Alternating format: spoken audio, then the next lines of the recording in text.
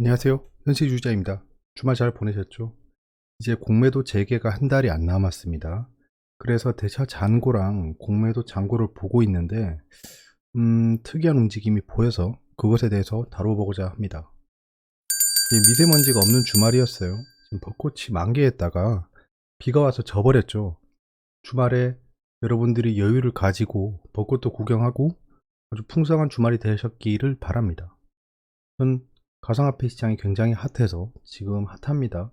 주말 내내 단기 트레이딩만 하고 있었어요. 이러다 보니까 삶의 질이 좀 떨어지네요. 거기다가 자료의 질도 좀 떨어집니다. 제가 자료를 다 작성 못했어요. 그래서 오늘은 몇 개 코너만 보고 넘어가려고 합니다. 핵심적인 것만 보고 넘어가려고 해요. 자, 우선 글로벌 국내 증시의 기술적 흐름부터 보겠습니다. 자, 다우존스 신고가 갱신하고 있죠. 나스닥도 이제 반등해주고 있는 모습입니다. 국채금리 이슈가 이제 점점 사라지고 있죠. 거기에 바이든 대통령의 추가 부양책이 시장을 강타하고 있습니다. 유로존은 신고가를 돌파했고 이번 주에 노벨 주식상 수여식이 있으려고 했는데 그것도 못했네요. 정말 왜 이러는지 모르겠습니다. 상해는 지금 약간 그 고점에서 조정을 보이고 있는데요. 이거는 위안화도 봐야 됩니다. 지금 위안화가 약간 안 좋아요. 안 좋기 때문에 지금 이렇게 움직이는 겁니다. 코스피도 삼성전자의 갭상승에 힘입어 지금 하락 추세를 돌파하고 나왔습니다.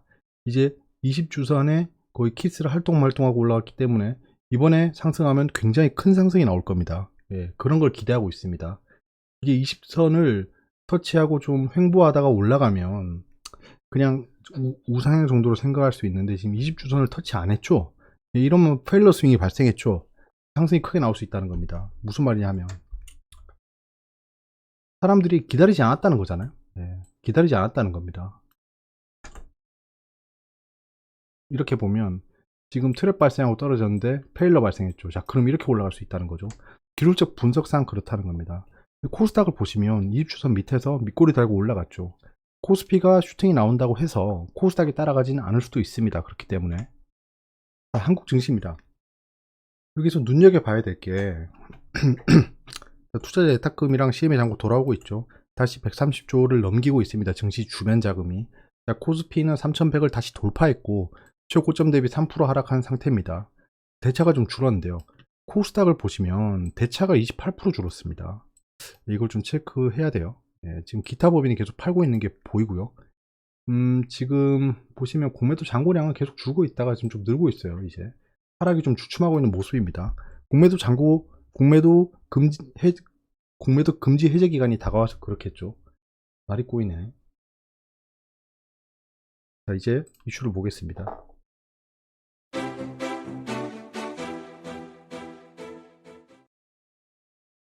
자, 제 단기 스윙, 단기 트레이딩 대시보드입니다. 보시면 HB 테크놀로지 매도했고 코미팜을 추가 매수했습니다. 코미팜은 단기 트레이딩은 아니기 때문에 여기 없고요.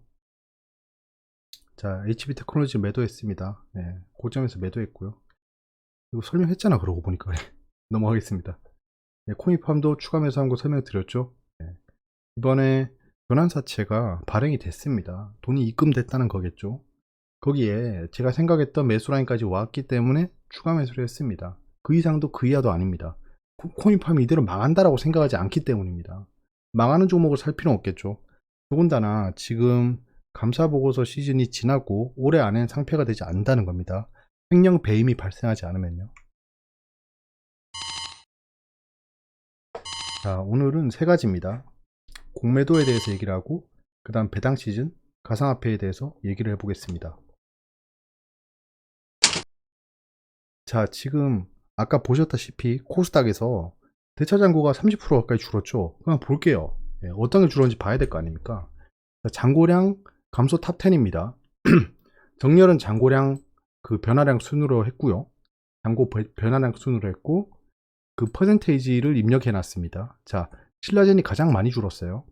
1800만 주였는데 대차가요 1100만 주로 줄었습니다. 공매도 잔고량은 아직 680만 주입니다. 그대로입니다.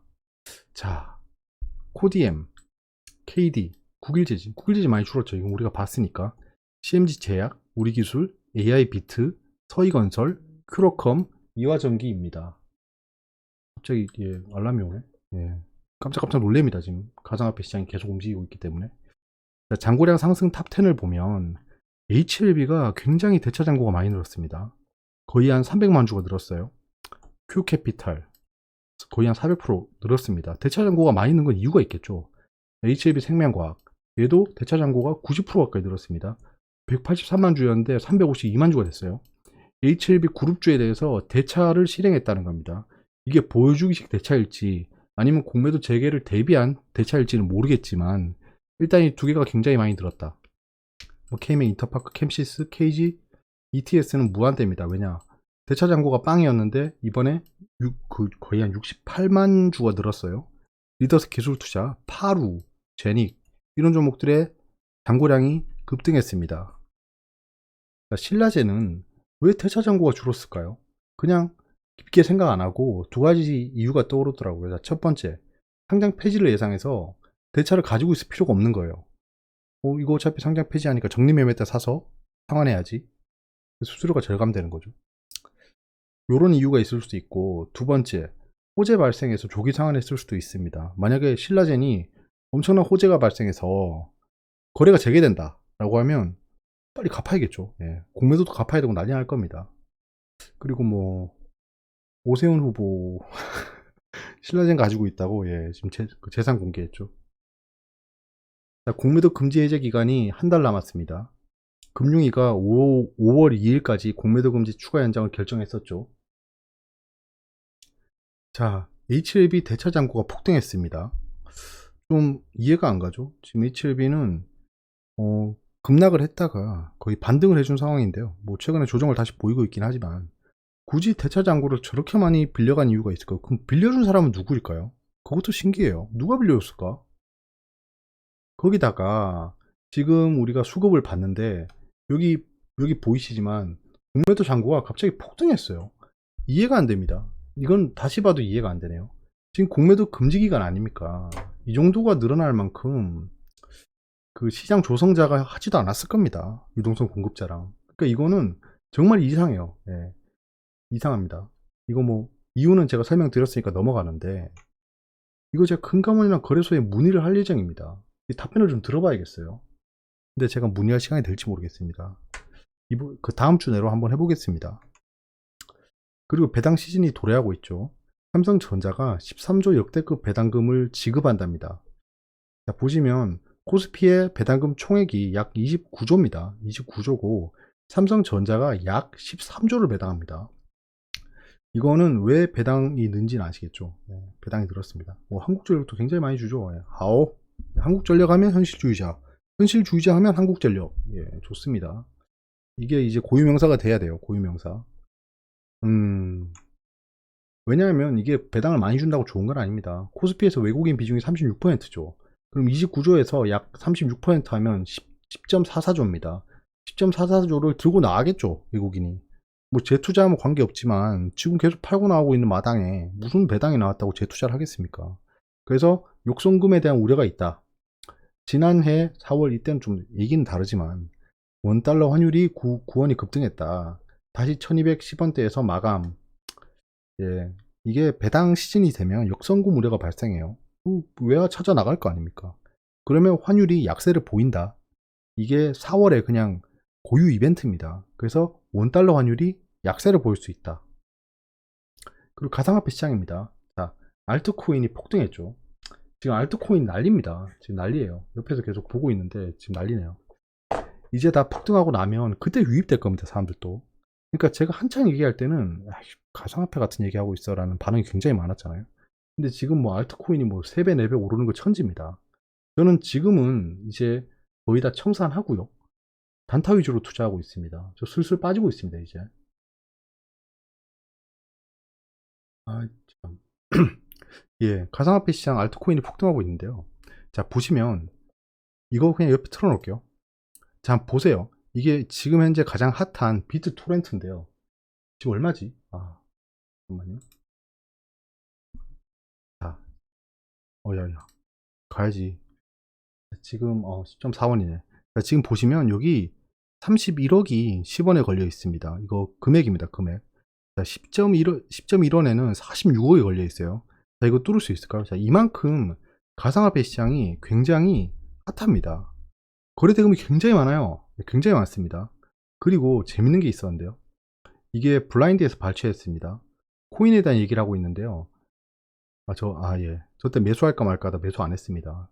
100% 뚫고 올라가겠다는 생각이 들었어요. 그래서 매수를 눌렀는데, 그냥 동영상이나 찍자 하고 말았습니다. 어차피 뚫고 나서 다시 사면 되니까요. 아무튼 지금 이렇게 하고 있고, 자, 나도 그래서 코인 시작했어 라고 하는데, 어떤 분이 나도 슬픔을 이기라 아무것도 모르고 밀크 이름 예쁘다고 샀다가 100% 오름. 나 썸 타고 싶어서 썸씽 했어. 이름도 좋아. SXX. 깍. 자, 보세요. 이런 상황입니다. 지금 현재 가상화폐 시장이 이런 상황이에요. 지금 두 개 호가에 거의 한 100억이 걸려 있죠. 100억이 걸려 있습니다. 지금 가상화폐 시장이 어차피 투자처 중에 하나입니다. 하나이기 때문에 이런 시장도 있다라는 겁니다. 주식이랑 똑같은 인터페이스고 돈도 굉장히 많이 흘러갑니다. 하루에 50%, 60%, 100% 가까이 오르는 종목들도 굉장히 많이 나오고요. 아무튼 지금 현재 계속 핫합니다. 핫하기 때문에 이제는 나 장투해야지 하고 들어가기엔 애매한 시간이라는 겁니다. 애매한 시간.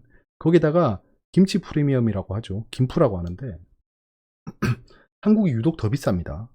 그 이유는 잘 모르겠어요. 예, 잘 모르겠어요. 그건 18년 당시에도 그랬습니다. 18년 당시에 지금 100억 넘었죠, 여기. 100억 넘었고 그 위에 30억 걸려 있고 장난이 아닙니다. 이거는 한국 시장에서 찾아보기 힘든 모습입니다. 거래대금이 거의 1조 가까이 되고 있죠. 아무튼 이거 쭉 가면 지금 보세요. 뚫었죠. 뚫는데 지금 거의 한 78억, 40억, 거의 110억 걸려 있죠. 이거 당연히 뚫겠죠. 37억을 한 번에 뚫습니다. 이거 보면 이렇게 뚫죠. 뚫고 올라갑니다. 난립니다 지금. 거의 이런 상황입니다. 그리고 저는 이제 정치 테마주에 관심을 가지려고 합니다. 이제 서울시장 선거가 있죠. 저는 조국시의 화천기계를 조국이 뭐여드래? 달러 유가 보고 넘어가겠습니다.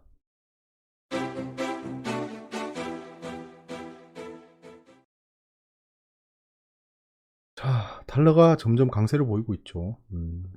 그에 맞춰서 이제 원달러가 좀 움직이고 있습니다. 근데 약간 지금 디커플링 되고 있죠. 한국만의 뭔가 이슈가 있다라고 보여집니다. 위안이 지금 보시면 알겠지만 점점 안 좋아지고 있습니다. 상황이. 이게 20주선을 돌파했는데 쭉 올라가면 중국 증시가 위험하겠죠. 중국 증시가 위험하면 우리나라 증시도 영향을 받겠죠. BDI 조정 보이고 있고요. 지금 HMM이라던가 그 다음에 나머지 관련주들은 펜옵션도 있죠. 조금은 주의해야 되지 않을까 싶습니다. WTI는 이제 전 청산했습니다. 다시 반등하고 있긴 합니다. 근데 20주선 위에서 놀고 있기 때문에 상승할 확률도 있다. 근데 저는 목표 수익률이 와서 매도했습니다. 자, 골드가 하락한 다음에 쌍바닥을 찍고 있습니다. 금리가 계속 올라간다라고 하면 금에 대한 투자는 제한되겠죠. 그래서 지금 하락하고 있는 겁니다. 근데 여기서 쌍바닥을 찍으면 아마도 다시 상승세가 나올 거라 얘기집니다. DXI가 2주 연속으로 하락세를 보이고 있습니다. 이제는 좀 약간은 지켜봐야겠죠. 비트코인이 전고점을 돌파를 못했는데 한국 시장 돌파했습니다. 김치 프리미엄이죠. PMI가 업데이트 됐습니다. 미국의 PMI가 올라갔죠. 사상 최저의 재고량입니다. 공장이 쌩쌩 돌아가기 시작할 겁니다. 중국은 지금 약간 주춤하고 있습니다. 지금 이게 지금 약간 다이버전스가 발생했죠. 미국은 좋아지는데 중국은 떨어진다. 근데 중국의 PMI는 올라갈 확률이 높습니다. 왜냐하면 미국의 재고량이 최저이기 때문이죠. 그러면 재고량이 최저라고 하면 공장을 빵빵 돌려야 되는데 그러면 그 수입을 해와야 될 거 아닙니까? 공장이라는 게 여러 가지 자재가 필요하죠.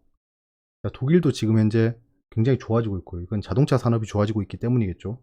한국은 그냥 비슷하게 나왔습니다. 자, 통화량은 업데이트가 안 되고 있고요. 아마 계속 올라가고 있을 겁니다.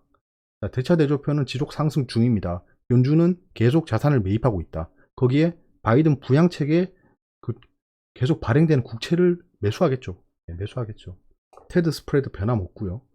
채권 수익률은 계속 올라가고 있지만 이제 증시의 영향력이 점점 떨어지고 있는 상황입니다. 자, 오늘 여기까지만 하고요. 궁금한 게 있으면 댓글로 말씀해 주세요. 자, 한 주를 좀 봤습니다. 가상화폐 진짜 안 해야겠다. 새벽 2시인데 이게 자료도 다 못 채우고 진짜 뭐 하는 건지 모르겠습니다. 관심 종목도 못 봤죠? 참 마음이 아픕니다. 하지만 우리에겐 내일이 있잖아요. 내일이 열립니다. 또다시 한 주가 시작됩니다. 그렇기 때문에 우리는 희망을 가지고 잠을 잘 수 있는 겁니다. 제가 지금 무슨 말 했죠? 아무튼 예, 다들 좋은 밤 되시고요. 좋은 꿈 꾸세요.